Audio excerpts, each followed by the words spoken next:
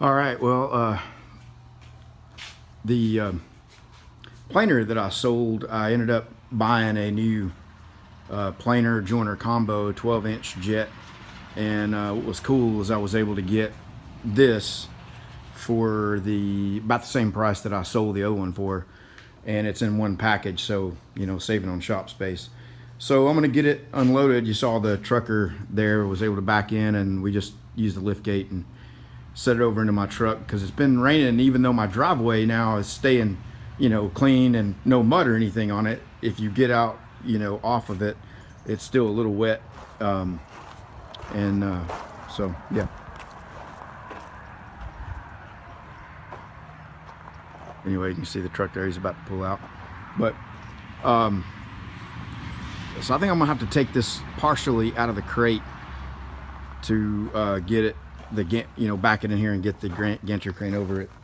But we'll come back to show you when I get it undone. I also just shipped out another flag going to Wichita, Kansas, and I just crated it up and he took it, so that worked out well, not to have to pay the pickup fee on that one because they picked it up when they delivered this. So yeah, all right, we'll come back and show you a little update when we get it unboxed. All right, well, this is kind of how things go for me. Of all the things I regret about this building, the main thing is not going with at least 12 or 14 feet ceilings in it, so that I could have my gantry crane taller, a taller door, and not, you know, always be coming up short. You know, for a guy, it's the one thing you don't ever want to hear is, you know, you're coming up a little short.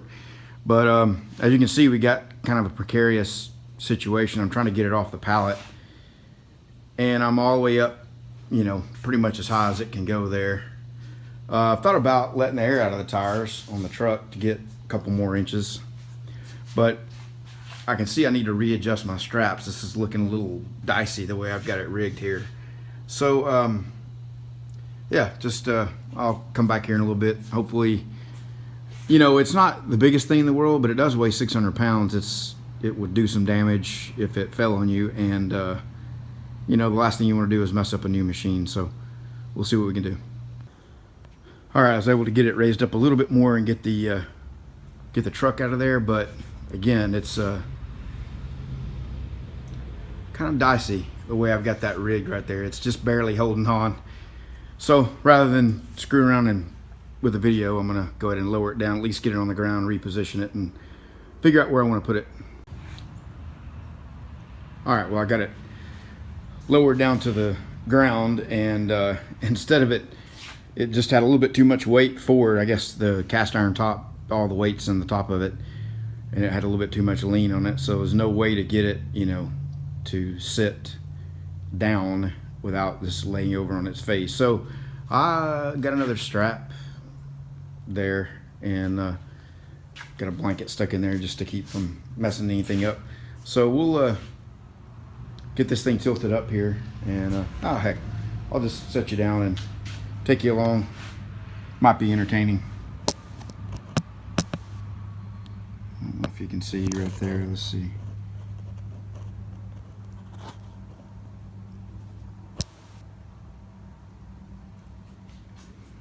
Somewhat in the camera.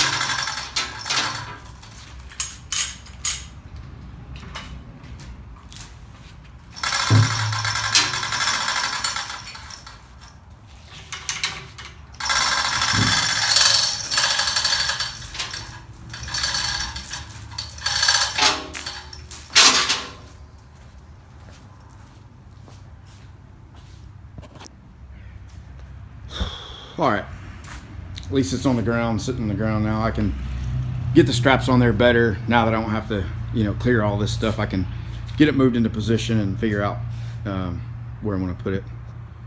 Probably, I don't know. I need to work out some stuff. I got a little bit of cluttering stuff kind of jammed up in there. I'm thinking about moving this all the way down to there and then getting rid of that, moving it. I don't even use it. I've been thinking about selling it. By the way, anybody want to buy a G0704 mill with a 3 horsepower brushless 6,000 RPM motor upgrade? It is 220 volt single phase. It doesn't take a lot of power, but it still works good. I used it when I repaired this, and before I got the big mill up and running down there. I used it to repair this with, and it worked no problem. So anybody want that, let me know. Just don't pay me to package it and ship it. All right, I'll just call that a wrap. So anybody knows anything about the Jet 12 inch combo joiner planer, let me know what you think about it. So I need to start trying to figure out, you know, all the setup stuff on it. And this doesn't have all the options. I don't even know if it has the parallelogram bed. I don't know. I know it definitely has the straight knives in it. It doesn't have the spiral cutter head.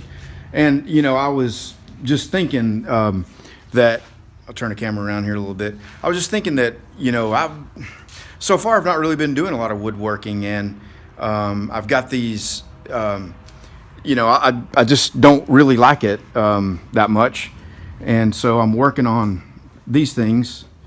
And these are just, you know, going to be bases for tables, and it's just one set, and they basically, this flips up on top of there. So you get the inverse of it, and then there's a beam that goes through that. And it's just something I saw on Pinterest and just sketched it out and tried to copy it, sketch it out in Fusion and cut it on the table. So I'm going to make the beam and the top. I'm going to make I've got a mahogany top in there I'll use as one option. I've got some cedar over here that I bought really cheap as another option. And I just want to show what can be done, but what I really want to do is, like I've been doing everything else, is just sell the kits or the plans. And you know, if somebody wants to, you know, build a table and have that sort of cool industrial look, but don't have all the stuff to do it with, but they can throw together a top and some beams out of pine, you know, for $50 worth of pine, you can make a top and the beam and stain it or whatever and have a pretty cool looking table. So I need to be able to do at least enough woodworking to kind of show what can be done with stuff, even if I, you know, am not really selling it as a complete unit. So yeah, you can see I got a mess. I ended up, this is stuff that people have ordered or whatever, and there's a flag that was cut out and the guy never got back with me, so I just haven't painted it yet, waiting for somebody else to order it. But yeah, sorry for the long video, guys. Hopefully I didn't scare anybody too bad with my rigging rinky-dink setup here. This strap in here, yeah, that was just barely, you can see that was just about to let go right there. It was just barely hooked. The way I had to do it to get enough clearance, you know, to get enough, take up enough slack. You know, I don't really, you know, to start with, I was going to try to get some really nice woodworking stuff, and I had that 18-inch planer. You know, that thing weighed 3 times what that does, and you know, so I've stepped down to a 12-inch because even when I had the 18-inch, I never really did anything over about 8 or 10 inches wide. So, you know, it's just kind of like, if I'm not going to be doing super, you know, great woodworking stuff or doing production woodworking work, why do I need to spend a whole bunch of money on, you know, a $3,000 or $4,000 joiner to go with my $2,000, $2,500 planer when I can get one package? Yes, it's smaller. Yes, it's lower capacity, but I think it'll do what I want it to do. So anyway, I really just prefer the metalworking stuff. So let me know if you guys have seen this one, know anything about it, used it, heard anything about it.